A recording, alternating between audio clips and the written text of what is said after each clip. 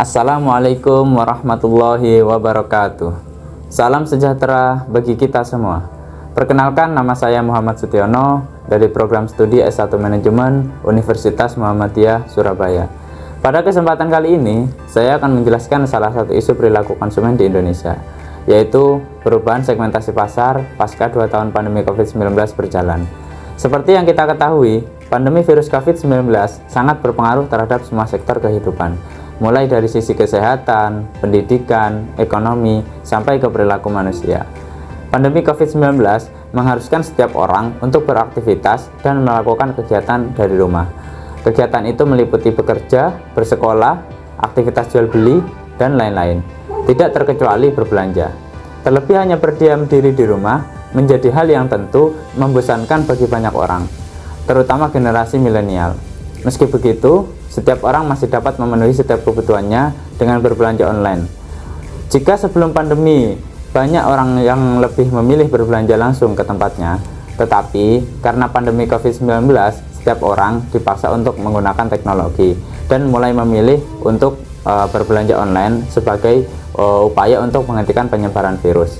Pada dasarnya, berbelanja atau berbisnis online bukanlah hal yang baru, tetapi di masa pandemi COVID-19, berbelanja atau berbisnis online ini menjadi alternatif utama bagi banyak orang. Pandemi COVID-19 telah mempercepat pergeseran menuju dunia yang digital, dan perubahan ini akan memiliki efek yang langgeng. Seiring dengan pemulihan ekonomi dunia, selain itu perubahan keadaan karena pandemik tentunya membawa perubahan lain pada kebutuhan dan kebiasaan dalam berbelanja online. Maka secara tidak langsung, hal tersebut juga akan membawa perubahan pada segmentasi pasar.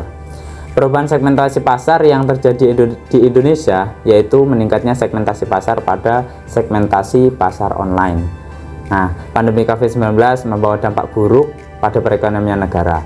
Hal ini disebabkan perusahaan yang tidak beroperasi seperti biasanya. Namun dengan adanya bisnis online, membawa harapan bagi banyak orang untuk menghasilkan pendapatan meski hanya di rumah. Tidak hanya itu, bisnis online memudahkan penjual dalam meningkatkan pemaparan merek, serta bisnis online diketahui memiliki potensi pasar yang sangat luas. Terlebih fasilitas atau fitur yang memudahkan baik dalam proses transaksi maupun pemesanan produk atau jasa. Hal ini dapat dibuktikan dengan adanya peningkatan jumlah baik konsumen maupun penjual. Menurut data pada Bank Indonesia, terdapat kenaikan transaksi bisnis online sebesar 26% selama pandemi COVID-19. Oleh karena itu, presentasi segmentasi pasar online selama pandemi COVID-19 mengalami peningkatan, serta diharapkan dengan ini bisnis online bisa menjadi pendorong perekonomian Indonesia selama masa pandemi COVID-19. Tidak hanya meningkatkan segmentasi pasar online, pandemi juga menyebabkan adanya perubahan kebutuhan atau prioritas produk yang ingin dibeli oleh konsumen. Maka hal itu mengharuskan produsen atau penjual merubah segmentasi pasarnya dengan memperbanyak segmentasi pasar pada produk yang dibutuhkan konsumen. Yang dibutuhkan konsumen tentunya pada masa pandemi COVID-19 demi mempertahankan usahanya itu. Nah, dilansir dari nailpetal.com, terdapat 3 sektor yang mengalami perubahan peningkatan segmentasi pasar dari segi kebutuhan dan prioritas produk yang dibeli oleh konsumen selama pandemi COVID-19, yaitu sektor makanan mengalami peningkatan hingga 55%, sektor kesehatan 19%, sedangkan sektor farmasi naik hingga 11%. Selain itu, karena hampir semua aktivitas harus dilakukan di rumah, maka konsumen akan lebih memilih untuk membeli produk yang memiliki nilai fungsional yang bisa dipakai selama di rumah saja, seperti alat kebutuhan dapur.